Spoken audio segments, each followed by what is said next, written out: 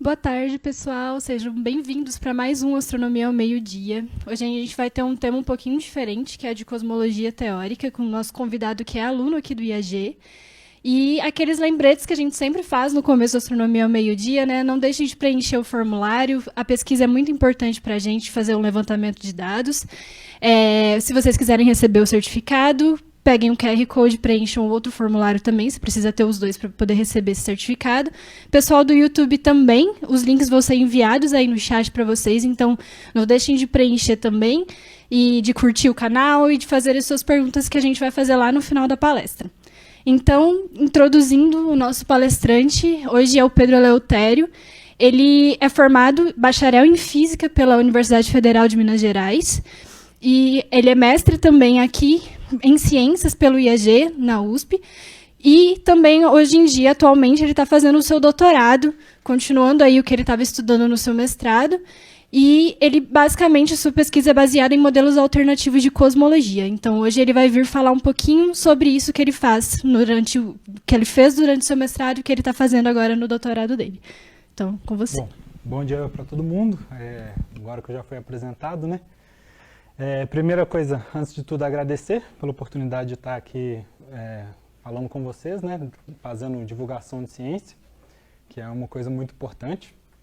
E eu vou apresentar, então, uma palestra com esse título, uma alternativa ao lambda CDM, cosmologias com decaimento do vácuo.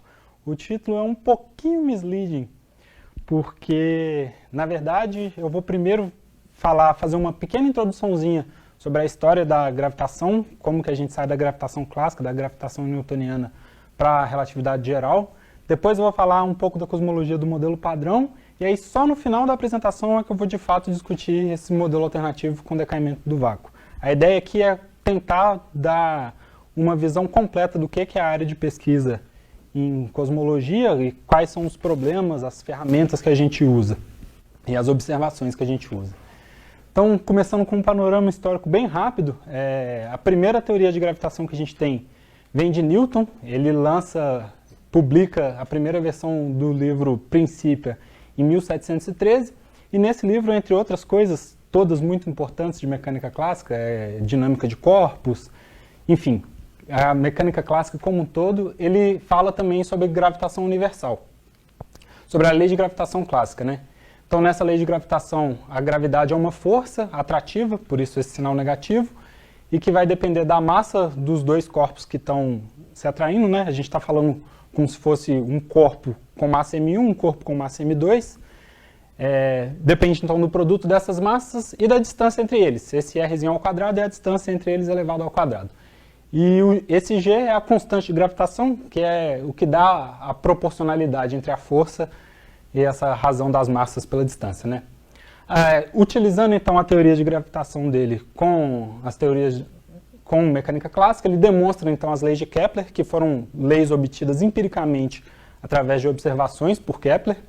As três leis são a lei das órbitas, que é a órbita de um corpo ao redor do Sol, de um planeta ao redor do Sol, é descrito por uma elipse e não uma esfera. Então, bom, aqui está um pouquinho exagerada essa elipse, porque, na verdade, é praticamente uma esfera, né, a órbita dos planetas, mas é uma elipse. A lei das áreas, que diz que, no mesmo tempo, um corpo vai varrer uma área igual, então não importa se ele está mais distante ou mais próximo do Sol, a área que ele varre no mesmo intervalo de tempo é a mesma. E a lei dos períodos, que fala que a razão do período da órbita de um planeta ao quadrado dividido pela massa ao cubo é uma constante para todos os planetas do Sistema Solar. Então essas três leis foram demonstradas a partir da teoria de gravitação universal de Newton, sendo a primeira grande conquista, né? Assim, teve outras grandes conquistas, mas uma das primeiras grandes conquistas da física teórica. Conseguir descrever teoricamente essas leis. Bom, então a gente demora mais ou menos 200 anos para a gente sair das teorias da mecânica clássica, e em 1905 somente o Einstein publica o primeiro trabalho dele sobre relatividade, em relatividade especial. Relatividade especial vai descrever a mecânica de objetos com velocidades próximas da luz. Então, qual que era o problema? Newton era muito bom para descrever os fenômenos que aconteciam no nosso dia a dia, para descrever a minha interação com o chão, o que acontece quando eu empurro uma mesa, o que acontece se alguém me dá um empurrão. Mas quando a gente vai tratar de objetos muito rápidos, aí ele não é tão bom mais. Então a gente precisava de uma nova teoria para descrever esses objetos muito rápidos, muito energéticos, e a teoria que faz isso é a relatividade especial.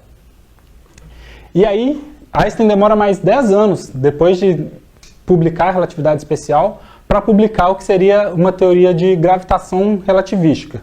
Então só em 1915 ele publica o artigo que fala sobre a teoria da relatividade geral. E qual que é a diferença da relatividade geral para a relatividade especial? Na relatividade geral, a gente descreve essa mecânica relativística em referenciais acelerados. Então, a relatividade especial só consegue descrever a mecânica dos corpos para referenciais inerciais, que são referenciais que estão ou parados ou se movimentando de forma com uma velocidade constante, mas não consegue descrever referenciais acelerados. E é exatamente isso que a gente precisa para poder ter uma teoria de gravitação. Porque o campo gravitacional, a força que a gravidade exerce, está completamente ligada com a aceleração. Então você não consegue falar de aceleração sem relatividade geral. E não consegue falar de gravidade, portanto. Bom, e aí, só em 1922 que o Alexander Friedmann, um cientista, se não me engano, alemão, publica o primeiro artigo sobre a curvatura do espaço. Nesse artigo ele obtém as primeiras soluções das equações de Einstein. Ele é o primeiro a fazer isso, se não me engano. E ele modela um universo que está vazio de matéria. Não tem nenhum, é um universo totalmente teórico, não descreveria o universo que a gente observa hoje em dia, mas ele só possui matéria, só possui estrelas, galáxias, não possuiria luz, por exemplo. Então, é uma primeira solução, é uma solução que serve de base para as próximas soluções, mas não descreve o universo observado. Então, a gente vai partir desse ponto aqui para discutir cosmologia. Mas antes, vamos voltar um pouquinho então e discutir um pouco mais as teorias de gravitação. Bom, o que é a gravitação para Newton? Para Newton, a gravitação é simplesmente uma força. É uma força atrativa como qualquer outra força, como a força eletromagnética, como a força elétrica, magnética, enfim, qualquer força para Newton, gravidade é como qualquer outra força. Além disso, quando a gente está falando de mecânica clássica, a gente tem uma coisa importante que é a transformação de referenciais inerciais é dada pelas transformações de Galileu. O que são então referenciais inerciais? Um referencial é como se fosse um ponto de vista para descrever as leis físicas. A gente vai utilizar sempre um plano cartesiano para determinar a posição de objetos. E normalmente a gente assume que nós, os observadores, no meu caso eu, no caso de cada pessoa, você, está no centro do universo, no seu referencial. E aí o seu referencial vai ser inercial se você estiver parado ou se movimentando com uma velocidade constante. E qualquer outro referencial que esteja parado com relação a você ou que se mova com uma velocidade constante em relação a você é um referencial inercial também. Um exemplo que fica simples de visualizar isso é pensar em alguém em uma esteira. Se você está vendo a pessoa correr, você está vendo ela parada, ela não sai do lugar, a não ser que ela seja arrastada pela esteira, né? Mas no referencial daquela pessoa ela está correndo, ela está em movimento. Então, para se mudar de um referencial para outro, a gente utiliza essas leis de transformação. Então, no referencial em que eu estaria parado, essa pessoa estaria se movendo com uma velocidade v para frente e a posição que eu enxergaria ela no meu referencial seria x igual a x' mais vt. Bom, é só para dar uma ideia de que quando a gente muda de referencial, a gente muda a forma como a gente está vendo aquilo, né? Bom, e o que são as conquistas da gravitação newtoniana, da gravitação clássica? Ela descreve muito bem o nosso sistema solar. Como a gente viu, ela descreve as leis de Kepler e descreve os movimentos de corpos sob a ação da gravidade superficial terrestre. Então, se eu jogo uma bolinha para o alto, se eu jogo uma pedra, a atração que a Terra tem comigo, com o meu próprio peso, tudo isso é descrito muito bem por Newton, mas a gravitação clássica vai falhar quando a gente tiver campos gravitacionais muito fortes. Então, quais são os problemas da mecânica clássica? São dois problemas. O primeiro, resolvido pela relatividade especial, é de que ela falha na descrição de movimento para corpos com velocidades próximas à da luz. E o segundo principal problema teórico da gravitação clássica é que ela interpreta a gravitação como uma força de ação à distância e instantânea.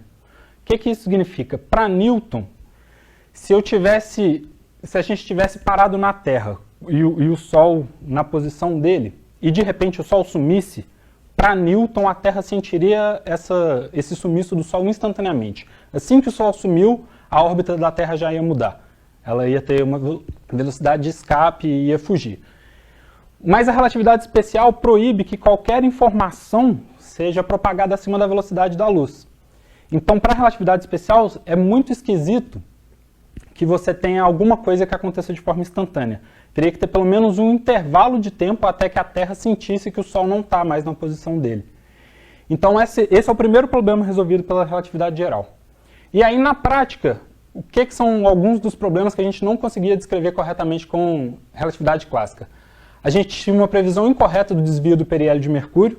O periélio esse desvio do periélio é só essa órbita aqui, arredando um pouquinho da posição original dela. Então, a própria órbita gira em relação a um eixo do Sol. E aí, a previsão de quanto essa órbita ia ser alterada por ano era incorreta quando a gente utilizava a teoria de gravitação clássica. A gente precisou de teoria de relatividade para resolver esse problema. E a outra coisa é que, para Newton, a força gravitacional depende de massa. Como luz não tem massa, a gente não tem interação gravitacional com a luz. Bom, então, como é que Einstein modifica esse panorama? Para Einstein, a gravidade deixa de ser uma força e passa a ser uma expressão da curvatura do espaço-tempo. Eu vou dar uma ideia um pouco intuitiva do que espaço-tempo representa alguns slides mais para frente, mas por enquanto o espaço-tempo é essa gradezinha, como se fosse uma cama elástica aqui. Então, quando eu coloco um objeto massivo na cama elástica, ele vai deformar aquela cama elástica, vai deformar o espaço-tempo, e é essa deformação que atrai os corpos. É isso que a gente percebe como força gravitacional, mas é de fato a curvatura do espaço-tempo. E como que ele resolve a questão de ser uma transmissão instantânea? Ele resolve isso por meio de perturbações, então, desse espaço-tempo.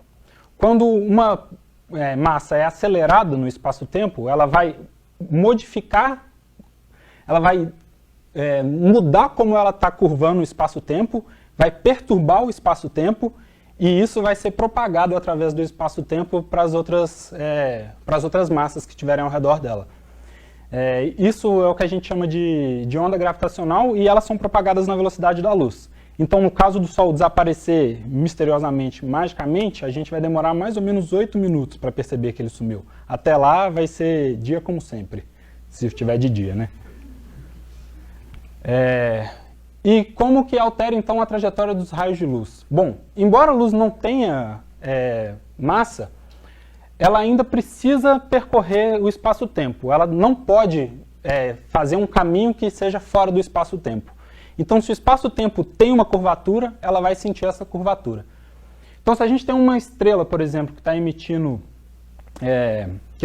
luz nessa posição aqui, ela vai emitir o raio de luz paralelo a ela, e aí ele vai fazer uma curvatura quando passar próximo ao Sol e ser observado para a gente. Como a nossa intuição, ou como a descrição normal para a luz é que luz não se curva, ela vai ser projetada numa outra posição no céu. Essa imagem aqui vai ser a imagem que a gente vai observar da Terra, mas não é a posição real do objeto. Essa posição está sendo modificada devido à interação gravitacional da luz com o campo dessa massa. Bom, muito legal, dei a ideia intuitiva de como que relatividade geral descreve a gravitação, mas o que é a equação que faz isso? Qual é a equação matemática que faz essa descrição? A equação matemática é a denominada equação de Einstein, que é essa equação que está aparecendo aqui na tela, bem bonitinha, né? Na verdade, aqui tem vários detalhes, não dá tempo de discutir tudo, mas só uma coisa que é importante comentar, isso aqui não é uma equação, são 16 equações. Cada um desses índices, mini índices gregos que aparecem aqui, eles vão de 0 a 3, então 4, e a gente tem 4 vezes 4 equações. A gente tem o produto desses índices aqui, do número desses índices, é o número de equações. Não são todas linearmente independentes, mas enfim. Então, o que essa equação aqui está dizendo para a gente? Essa equação, ela tem esse lado direito está toda a geometria do espaço-tempo. O que significa a geometria do espaço-tempo? Se a gente lembrar daquela cama elástica, a geometria do espaço-tempo é como se descreve a curvatura dele, como se descreve as distâncias naquela cama elástica. E o lado direito dessa equação é o conteúdo material de uma região do espaço-tempo. Então, no caso daquelas camas elásticas, por exemplo, que a gente estava vendo no slide anterior, o conteúdo material dessa aqui de cima seria a Terra. O conteúdo material aqui seriam 2 estrelas de nêutron, eu suponho. O conteúdo material aqui teria o Sol, teria a Lua, enfim. Então, esse T-mini indica para a gente o que tem naquela região do espaço que a gente está observando. Mais do que isso, só um comentário importante, esse lambda aqui é o que a gente chama de constante cosmológica, normalmente. No caso do modelo lambda CDM, ele é de fato uma constante, e ele pode aparecer aqui tanto com sinal positivo quanto com sinal negativo. Eu prefiro escrever com sinal negativo. E o que essa equação então diz para a gente como um todo?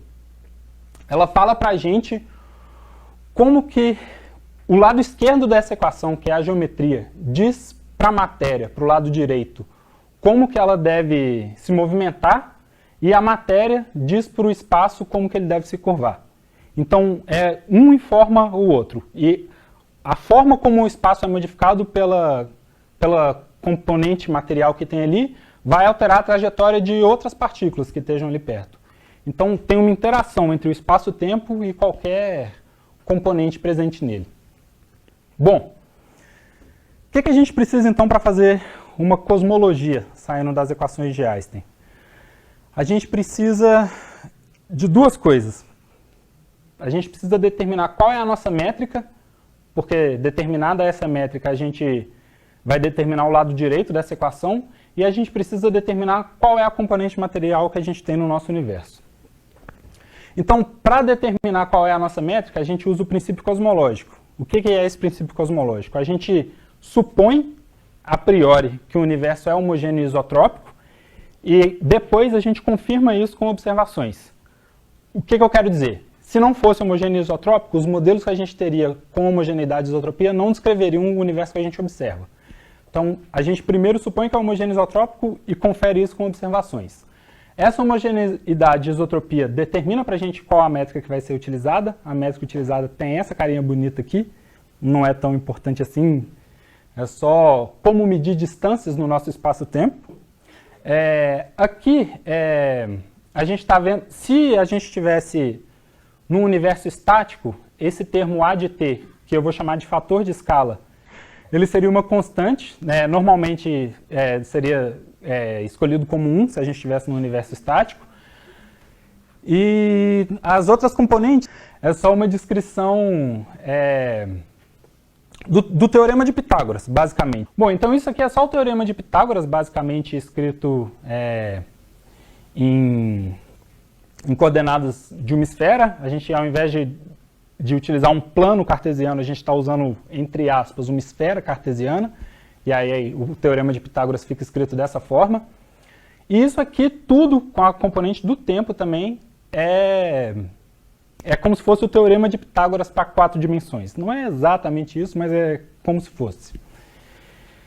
Então, o que mais que a gente precisa? Do tensor energia-momento para descrever o conteúdo material do universo. O que a gente quer descrever? A gente quer falar que o universo tem estrela, a gente quer falar que o universo tem luz, a gente quer falar que o universo tem neutrinos, tem partículas. Então, tudo isso tem que entrar no nosso tensor energia-momento. Esse aqui é a expressão para o tensor energia-momento. Isso é o tensor energia-momento de um fluido perfeito. Também não vou entrar muito em detalhe aqui, mas ρ seria a densidade ou a densidade de energia, como se fosse a massa por volume, a energia por volume de um conteúdo material, e P seria a pressão desse conteúdo material. Essa pressão e a densidade estão relacionadas por uma equação de estado, que é P igual a ômega ρ, e cada vez que a gente muda esse ômegazinho aqui, a gente muda qual é a componente que a gente está descrevendo. Então, se eu tiver ômega igual a 1, eu vou estar descrevendo matéria rígida. Se eu tiver ômega igual a 0, eu vou estar descrevendo matéria normal, estrelas, galáxias. Lembrando sempre que em cosmologia partículas são galáxias, né? E se eu tiver 1/3, vou estar descrevendo luz. Então, o que é importante daqui? Que quando eu mudar o meu ômega, eu vou estar falando de uma componente diferente do universo. Bom, então deixa eu tentar dar uma ideia intuitiva do que é o espaço-tempo.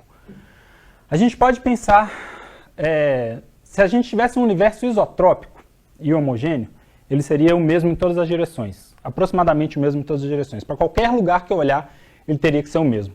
Isso parece um pouco contraintuitivo, porque, bom, numa noite de lua cheia, se eu olhar para a lua, eu vou estar vendo a lua, se eu olhar para o outro lado, eu não vou estar vendo a lua. Então não é a mesma coisa que está aparecendo ali no céu, mas é porque isso é uma escala muito, muito pequena para a cosmologia. Então quando a gente estiver tratando de escalas muito maiores que o Sistema Solar, muito maiores que a nossa galáxia, muito maiores do que alguns punhados de galáxias juntas, a gente vai estar tratando de cosmologia. E aí, quando a gente estiver nesse limite, a gente vai ter basicamente um universo igual para qualquer lugar que você olhe. Então, se a gente cortasse uma fatia quadrada desse universo, aqui podia ser um cubo, né? Estendendo ali para trás. Mas, para pensar só no 2D, se a gente cortasse uma fatia desse universo, a gente teria cada pontinho desse aqui representando uma galáxia. Então, eu nomeei essa galáxia de A e essa galáxia de B. E o que eu quero dar a ideia é que quando aquele A de T muda na nossa métrica, ele permite que o universo se expanda. Então, de um tempo para outro, com a passagem do tempo, o tamanho do nosso universo vai aumentar. Mas a galáxia A e a galáxia B ainda vão estar à mesma distância uma da outra que elas estão de qualquer outra galáxia próxima delas nessa grade. Então, o que isso quer dizer? A gente pode fixar as galáxias como um referencial para fazer as medidas e a expansão vai ser dada pelo nosso termo A de T. Então, embora as galáxias estejam fixas na nossa grade, a distância física entre elas continua aumentando. E aí o espaço-tempo é como se fosse essa grade gerada por esse posicionamento das galáxias. É como se fosse. Fisicamente não é isso, mas é só para dar uma ideia intuitiva do que o espaço-tempo está tentando representar. E isso aqui está incluído, por exemplo, a lei de Hubble, né, que eu vou falar um pouquinho mais à frente, mas ela sai dessa ideia. Bom, o fato do universo estar expandindo e dessa distância física entre as galáxias estarem aumentando causa alguns efeitos que são perceptíveis. Então, o primeiro deles é o que a gente chama de redshift cosmológico. O que é o redshift cosmológico? Ele é a mudança no comprimento de onda ou na frequência da luz emitida por uma estrela ou uma galáxia, devido a essa expansão do universo. Isso tem uma analogia completa com o efeito Doppler que a gente estuda normalmente, estuda até no ensino médio, né, na escola mesmo. Então, se a gente tivesse, por exemplo, um exemplinho bem básico em que a gente está na rua e está passando uma ambulância, se essa ambulância está se aproximando de você, você vai ouvir a sirene dela com uma frequência mais alta. Eu não vou tentar imitar o barulho de uma sirene aqui, porque isso seria horrível. Mas se ela estiver se afastando de você, você vai estar escutando isso com uma frequência mais baixa. E é a mesma coisa que acontece com a luz. Como o universo está expandindo, aquelas distâncias estão aumentando. Então, um raio de luz que saia da galáxia A até a galáxia B, ele vai ter o comprimento de onda dele alargado à medida que ele viaja pelo espaço-tempo. Como o próprio espaço-tempo está alargando, ele alarga a distância entre duas cristas no comprimento de onda da luz. E aí, para isso, a gente dá o nome de redshift cosmológico, a gente denota isso pela letra Z. E aqui está só a relação dele com o fator de escala. Também não precisa preocupar demais com isso. Mas o que é importante falar? É importante falar que existem vários tipos de redshift em astronomia.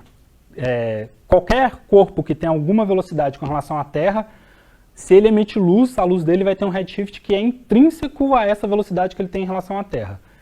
Esse redshift cosmológico é o redshift devido só à expansão do universo, que não está levado em conta a velocidade dessa galáxia, por exemplo, a velocidade que ela tenha em relação ao plano de fundo das galáxias.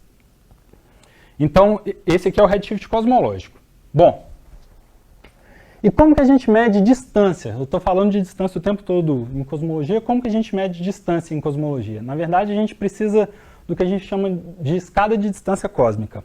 Por quê? A gente vai utilizar métodos diferentes para cada região de interesse na astronomia.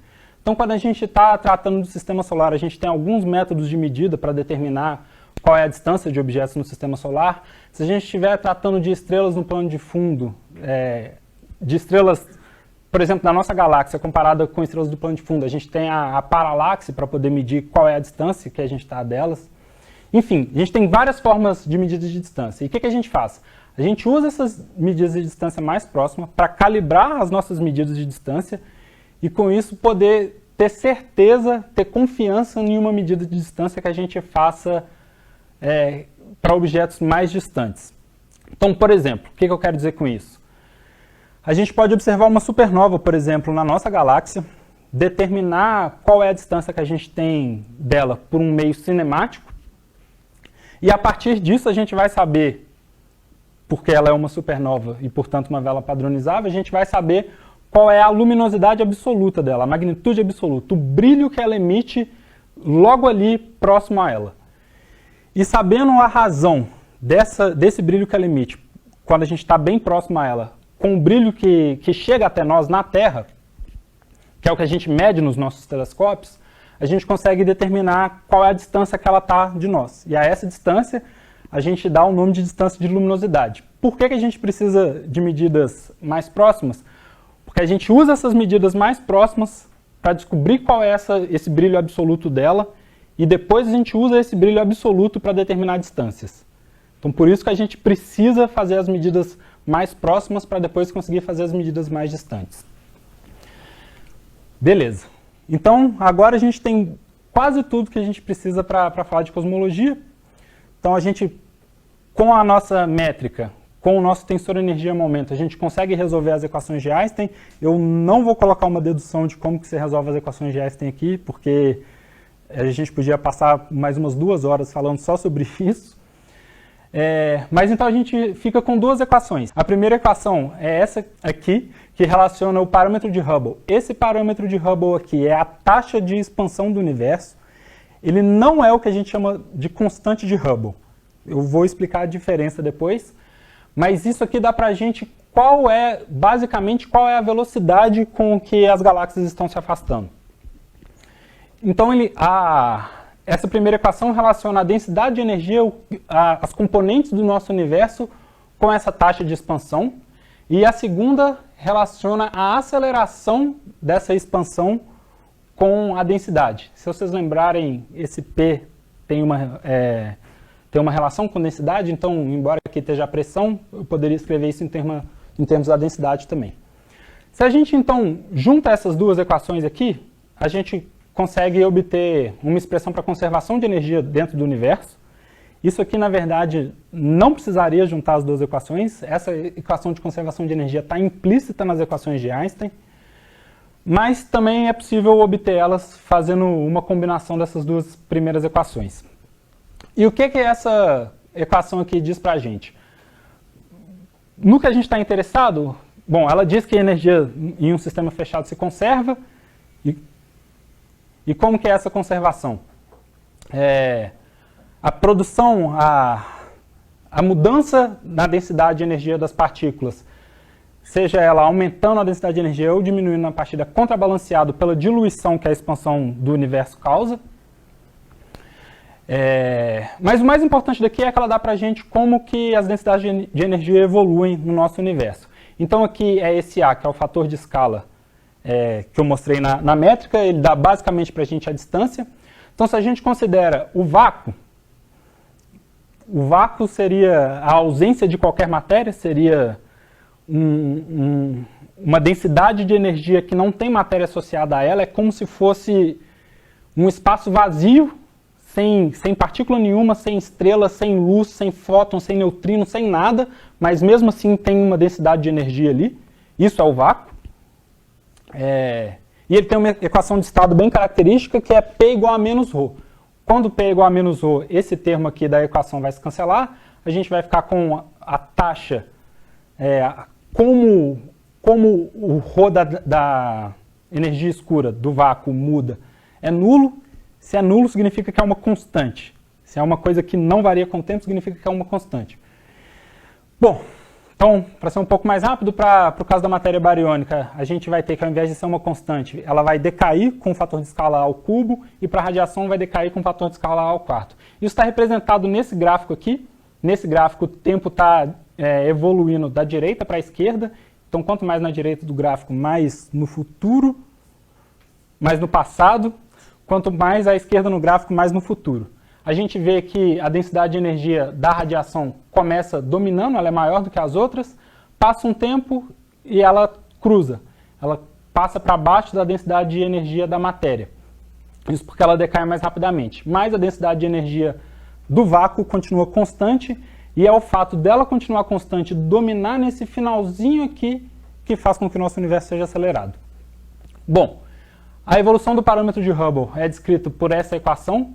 Aqui o importante é só chamar a atenção que tanto o ômega lambda, tanto o H0 quanto o Z normalmente são observacionais, e a gente pode usar essa equação para determinar quais são o ômega lambda, o ômega m e o ômega da radiação do universo. O que são esses ômegas lambdas? São basicamente a porcentagem que a radiação, o vácuo ou densidade ou energia escura e a matéria representam em relação ao total. Então, por exemplo, o ômega do lambda é 0,7, isso significa que ele representa 70% do universo, da componente material do nosso universo. E o que é importante daqui? É falar que o modelo cosmológico é registrado pela distância de luminosidade. Se a gente vai tentar calcular a distância de luminosidade cosmológica para os objetos, vai aparecer aqui esse termo que depende dos ômegas, que depende dessas porcentagens de energia. Então, depende intrinsecamente do nosso modelo utilizado. Então, como que a gente faz para obter... Quais são as observações que nos permitem obter, por exemplo, o H0? A gente tem uma relação da velocidade de afastamento de galáxias que a gente observa da Terra com a distância até elas, e a taxa de proporcionalidade é dada pela constante de Hubble. Essa que a gente chama de constante de Hubble é o valor do parâmetro de Hubble hoje. Então, o parâmetro de Hubble é uma coisa que muda com o tempo. Hoje ele tem um valor que a gente chama de constante de Hubble, porque no nosso tempo de vida vai ser constante, não vai mudar. Então, esse aqui é um gráfico que mostra intuitivamente não, didaticamente, como que se obtém esse H0.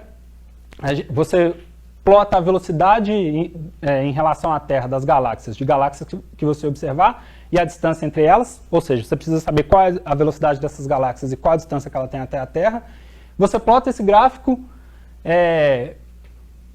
aproxima a melhor linha que você conseguir para descrever todos esses pontos, a linha que esteja na média mais próxima de todos eles, e aí a inclinação dessa linha vai dar para a gente o valor de H0. Esse é um gráfico didático e esse é um gráfico de observações de fato.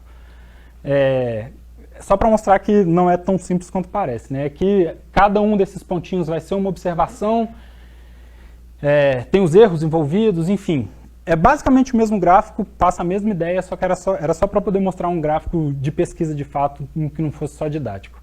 E aí a gente consegue determinar o valor para o H0, esse Hzinho que aparece aqui na fórmula é só porque a gente tem uma discussão de qual que é o valor de fato de H0, porque medidas diferentes, formas diferentes de medir ele dão valores diferentes. E como que a gente faz então para determinar essas porcentagens de densidade de energia? A gente vai ter que observar várias supernovas, que são eventos muito energéticos, que têm um brilho muito grande, por isso permitem a gente observar elas de muito longe. E como eu disse antes, a gente consegue saber com confiança qual é o brilho que elas têm lá onde elas estão emitindo, e aí a partir disso a gente consegue então determinar a distância de luminosidade delas, e a gente consegue determinar também o redshift delas. Fazendo isso, a gente vai pegar várias observações dessas supernovas e vai tentar fazer com que aquela equação para a distância de luminosidade descreva a distância para todas essas supernovas que a gente observar. Então, se a gente observar 1000 supernovas, uma mesma equação tem que descrever a distância para todas elas. E para fazer isso, a gente vai escolher alguns parâmetros para esse ômega de lambda, para o ômega de m e para o ômega de ρ. E aí, quando você faz isso, você determina de forma observacional, então, quais são esses valores. Aqui tem um valor aproximado deles, utilizando o H0 como 72 km por segundo por parsec. A gente tem aproximadamente 70% de energia escura e aproximadamente 70% de matéria escura e matéria bariônica. Qual que é a diferença entre matéria escura e matéria bariônica? Energia escura a gente sabe que é o que faz o universo acelerar. Matéria escura e matéria bariônica, para a equação de estado, para aquele ômegazinho que eu falei que descreve as componentes do universo, não tem diferença nenhuma, mas a gente observa que a gente precisa de pelo menos 30% de matéria escura para descrever os efeitos para descrever a nossa distância de luminosidade. Só que essa matéria bariônica, obtida de outras formas, é bem menor. Então essa matéria escura, na verdade, é uma matéria que está faltando para poder descrever o modelo cosmológico de maneira correta, e ela aparece faltando também em vários outros fenômenos da astronomia. Eu não vou discutir eles aqui, mas aparece em merger de galáxia, quando duas galáxias estão se chocando, aparece na curva de rotação de galáxias, enfim. Bom, e aí com tudo isso determinado, com os ômegas determinados, a gente consegue calcular a idade do universo com essa expressão, isso dá mais ou menos 13 bilhões de anos. Bilhões de anos. Não é só a supernova que a gente usa para poder fazer um modelo de cosmologia. Aqui a gente tem um gráfico em que a gente tem o ômega lambda plotado em função do ômega m. Esses círculos escuros são as medidas feitas por meio de supernova. Quanto mais no centro da medida, maior é a nossa confiança nessa medida. As medidas verdes são feitas por outra forma e as medidas laranjas são feitas ainda por outra forma. Então, o que a gente chama de modelo padrão da cosmologia é o modelo que coincide com o melhor ajuste para essas três formas de observação. Então, o modelo padrão estaria residindo nessa interseção aqui, que é mais ou menos 0,7 de ômega lambda e mais ou menos 0,3 de ômega m. Bom, então uma dessas medidas aqui é a radiação cósmica de fundo. Só falar brevemente do que é a radiação cósmica de fundo. Essa radiação cósmica de fundo é basicamente a luz proveniente de fótons que se propagam desde a época da formação dos primeiros átomos de hidrogênio. Então, quando os átomos de hidrogênio se formam, eles liberam um elétron. Esse elétron percorre desde a época que ela se formou, desde a época que ele se formou, até hoje. Então, são 13 bilhões de anos que esse fóton propagou até chegar em nós. E ela foi detectada pela primeira vez em 1965 por Penzias e Wilson. São dois astrônomos americanos que nem queriam detectar essa radiação cósmica de fundo. E ela tinha sido prevista teoricamente. Já tinham físicos que tinham previsto que, para um modelo de Big Bang, tinha que ter essa radiação cósmica de fundo. Mais importante também é notar que o espectro dela é extremamente bem ajustado a um espectro de corpo negro.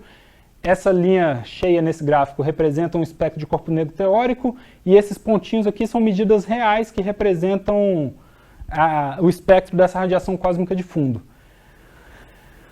É interessante notar que ela é muito isotrópica, e isso a princípio seria estranho, porque regiões de um lado e de outro lado desse diagrama aqui, que está representando também essa radiação cósmica de fundo, eles estão casualmente desconexos. O que isso significa? Que eles estão longe e distantes para que uma coisa que aconteça em uma região não influencie uma coisa que aconteça na outra, mas mesmo assim todo esse diagrama tem mais ou menos a mesma temperatura. Essas diferenças que a gente vê que parecem muito gritantes, de um vermelho mais escuro e um azul mais escuro, são na ordem de microkelvins. Então a temperatura da radiação cósmica de fundo é aproximadamente 3 kelvins, e essas diferenças, essas anisotropias da radiação são da ordem de 10 a menos 6 kelvins, então elas são praticamente inexistentes. Então é muito isotrópica essa radiação cósmica de fundo, que bate com a nossa previsão de que o universo tem que ser homogêneo e isotrópico. Mas como que a gente explica, então, esse fato de que regiões tão distantes no céu, ainda assim, tiveram de alguma forma contato suficiente para que a temperatura dessa radiação ao longo do céu toda seja a mesma? A melhor forma que a gente tem de explicar isso é o que a gente chama de cenário inflacionário. Ele foi proposto pela primeira vez em 1981 pelo Guth, e ele é um período marcado pelo crescimento exponencial do fator de escala.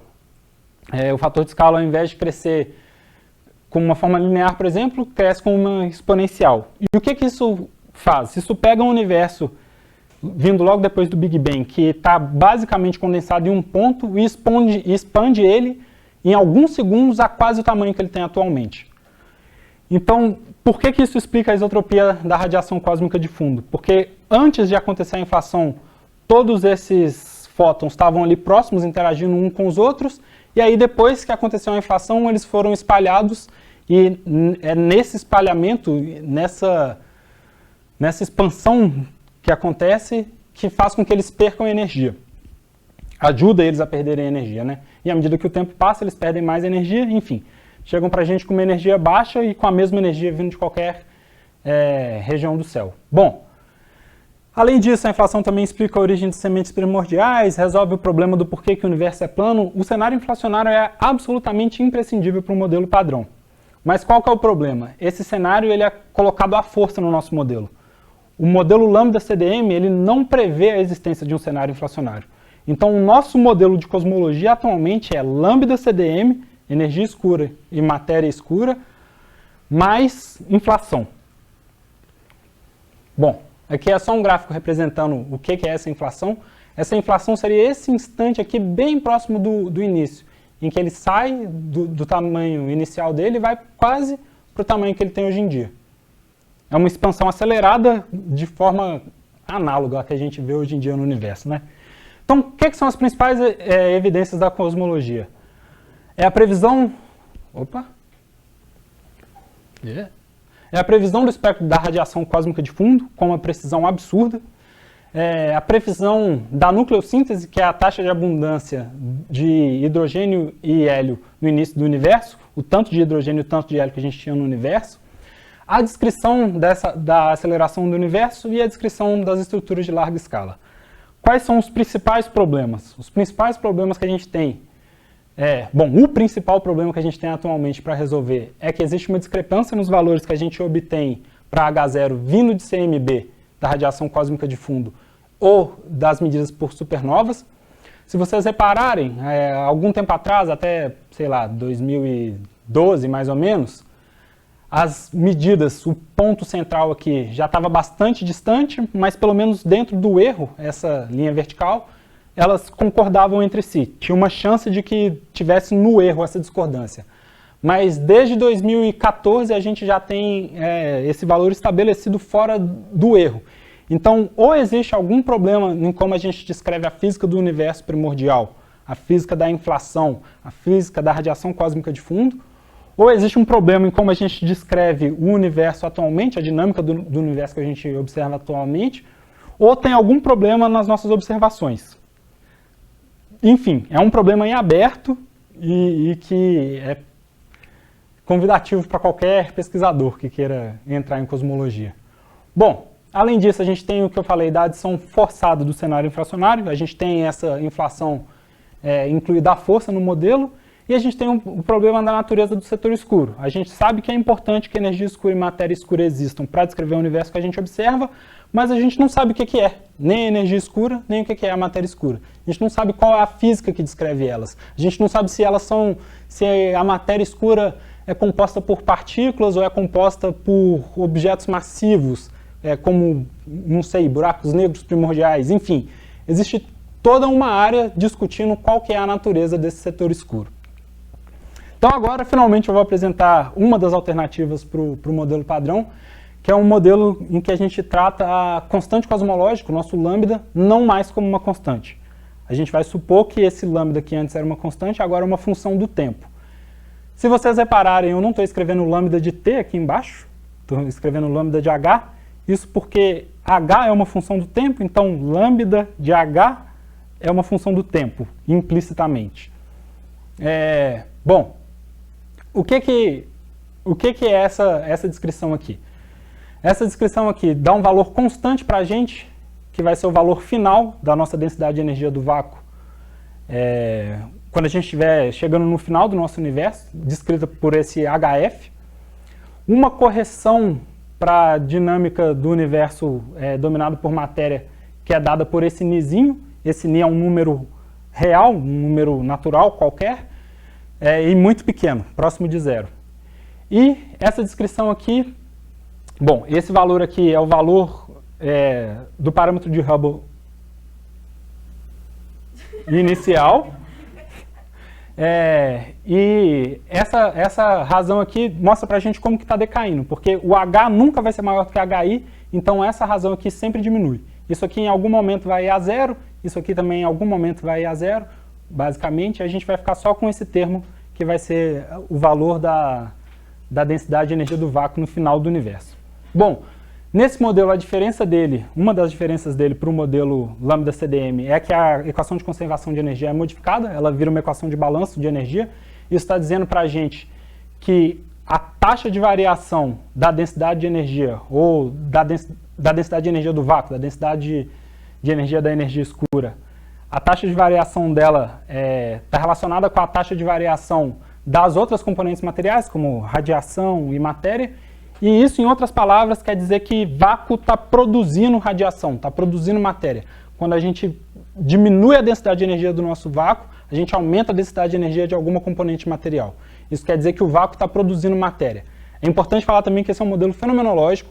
Eu não estou descrevendo qual é a física por trás desse decaimento, como que ele está fazendo isso, se é um processo quântico, enfim, não estou descrevendo isso. Estou só falando, estou propondo essa lei e vendo o que isso acarreta nos modelos de cosmologia. E, só para deixar claro, não sou eu que propus essa lei.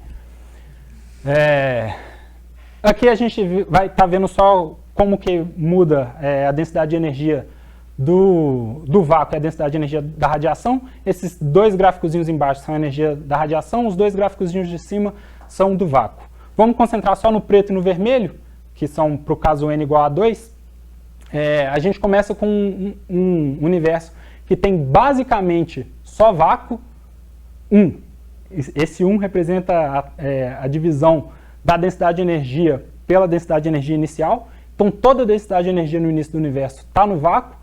À medida que o tempo passa, essa densidade de energia diminui, e à medida que ela diminui, a densidade de energia da radiação aumenta. Até um momento em que elas se cruzam, e aí nesse momento aqui em que elas se cruzam, a densidade de energia da radiação volta a decair, devido à diluição mesmo da radiação. Bom, essa aqui é a lei que descreve elas, eu não sei se vocês vão lembrar, mas se a gente tomar ni igual a zero aqui, a gente obtém basicamente a mesma descrição que a gente tinha para o lambda CDM. E essa aqui é a descrição para a era da matéria, que é como que o parâmetro de Hubble muda com redshift no modelo lambda CDM. Aqui é no modelo com o lambda de H. De novo, se a gente tomar ni igual a zero aqui, a gente vai obter exatamente as expressões de cima. Se a gente toma ni... Bom, aqui fica mais fácil de ver. Se a gente toma ni igual a zero, fica ρm0a ao cubo, e aqui ρm0 a 0 sobre a ao cubo. Esse A0 aqui, nessa equação, eu escolhi como 1, parametrizei como 1. Bom, enfim. Então, o que acontece para a dinâmica da era da matéria desse modelo? Tem uma correção muito pequena da ordem de ni nas nossas expressões para as densidades de energia e para a evolução do parâmetro de Hubble. De novo, ni é muito pequeno, é da ordem de 0. E aí, o que são os pontos de interesse desse modelo? O principal ponto de interesse desse modelo é que a gente pode escrever uma equação da dinâmica desse modelo, de como que o H evolui, a taxa de variação desse H no tempo. Isso aqui é basicamente outra forma de escrever a equação de conservação de energia. Isso aqui é a equação de conservação de energia, mas escrito em termos só do parâmetro de Hubble. Quando a gente tiver H próximo de HI ou H próximo de HF, lembrando que HI é muito maior do que HF, o valor inicial é muito maior do que o valor final desse parâmetro de Hubble, ele só decai. Quando a gente tiver algo próximo de HI, esse termo aqui vai sumir, esse termo aqui vai ser 1, então todo esse segundo termo é 0, a gente fica que H ponto é igual a 0, H ponto ser igual a 0 fornece para a gente uma época de expansão exponencial do fator de escala.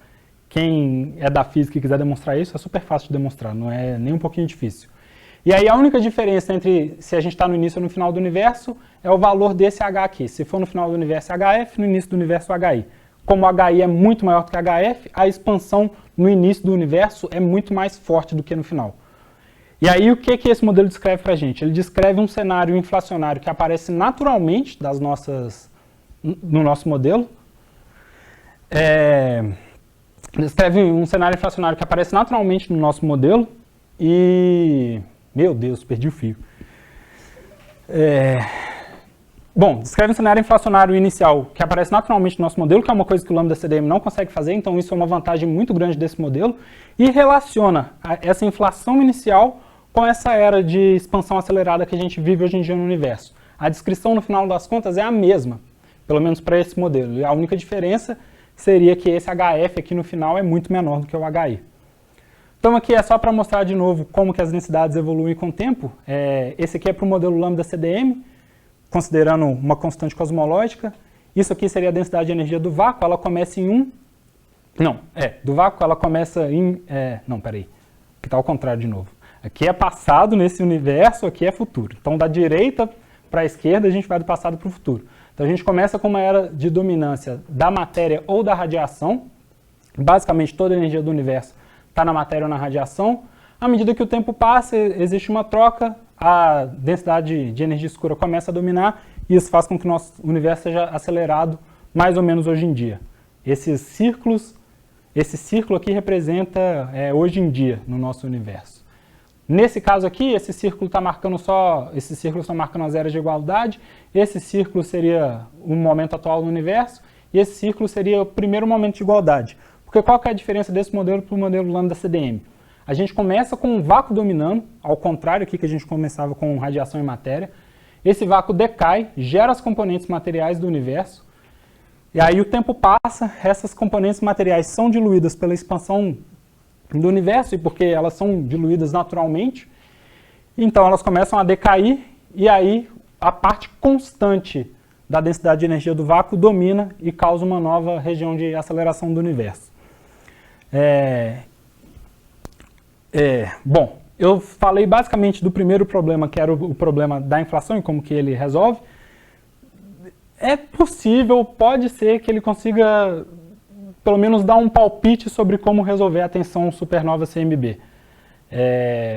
Porque eu não vou entrar muito em detalhes, mas as medidas de CMB também dependem do modelo que você está escolhendo. Então, se você está escolhendo um modelo, entre aspas, errado para descrever o seu universo primordial, você obteria um valor de Hubble para esse modelo que não bate com o que a gente observa pela cinemática. Não sei se ficou claro, mas mudando o modelo, tendo um modelo com decaimento do vácuo, esses valores que a gente observaria, mediria pela radiação cósmica de fundo seriam diferentes. E o que eu quero tirar de conclusão com isso aqui? Basicamente, o que eu tentei fazer foi mostrar para vocês, desde os princípios matemáticos que a gente precisa, das leis físicas que a gente precisa, de gravitação, até observações, modelos diferentes para cosmologia, enfim, quis dar um panorama geral da área de pesquisa em cosmologia teórica. Claro que eu deixei 1 milhão de coisas de fora. Falar que ela possui uma interface muito grande com diversas áreas da física. Eu não deixei isso muito claro, talvez em alguns momentos, mas ela tem interação com termodinâmica, com mecânica quântica, com relatividade geral, enfim, com quase toda a área da física aparece em cosmologia. E deixar também que ela é um caminho para investigar 2 dos maiores mistérios que a gente tem na física hoje, que é a gravitação quântica e a natureza das componentes escuras. Eu devo ter passado alguns bons minutos do meu tempo.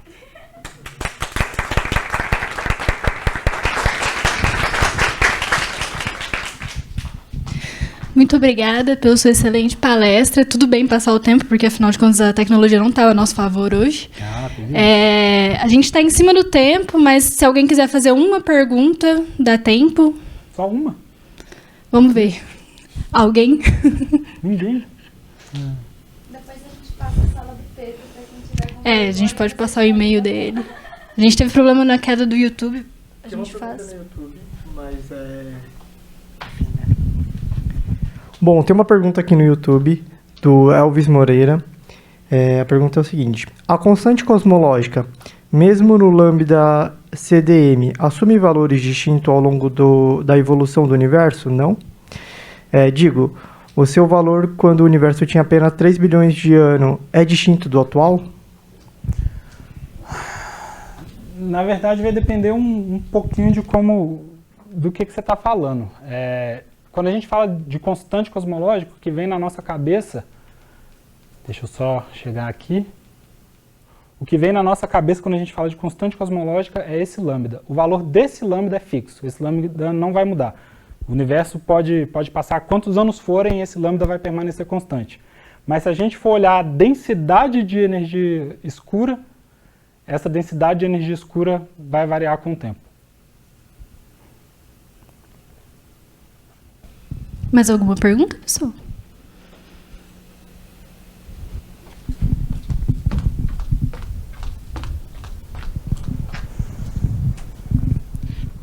Olá, Pedro. Então, eu queria perguntar sobre se você tem alguma ideia, alguma proposição assim, de como a gente poderia observar essa relação entre o decamento do vácuo versus o lambda CDM. Se teria alguma hipótese que vem do modelo que a gente poderia testar de fato? Então, isso é a minha pesquisa de doutorado, né? A ideia da minha pesquisa de doutorado é descrever esse modelo de decaimento do vácuo na linguagem de campos escalares, porque essa linguagem de campos escalares permite a gente descrever as perturbações na época da inflação e aí a evolução dessas perturbações na época da inflação, não só das perturbações escalares, que é o que dá origem às galáxias, por exemplo, mas também das perturbações tensoriais, que seriam as ondas gravitacionais primordiais vindas dessa época. A descrição de como que elas evoluem seria diferente da descrição do modelo lambda CDM. Então seria uma forma de comparar e testar qual modelo está descrevendo melhor. Então é isso, gente. Se ninguém mais tiver uma pergunta, podemos encerrar. Muito obrigada pela participação de vocês, pela sua participação também. Vamos agradecer de novo. Boa tarde. Bom almoço para vocês. A gente tem a próxima palestra, só para anunciar. Vai ser sobre atividades solares e os eventos que observamos, da professora Vera. E a gente vai ter a participação especial do Dino, que é do Clube de Astronomia de São Paulo, que ele vai fazer uma observação do Sol. Então, a gente vai ter mais um atrativo aí na semana que vem. Então, compareçam. Muito obrigada.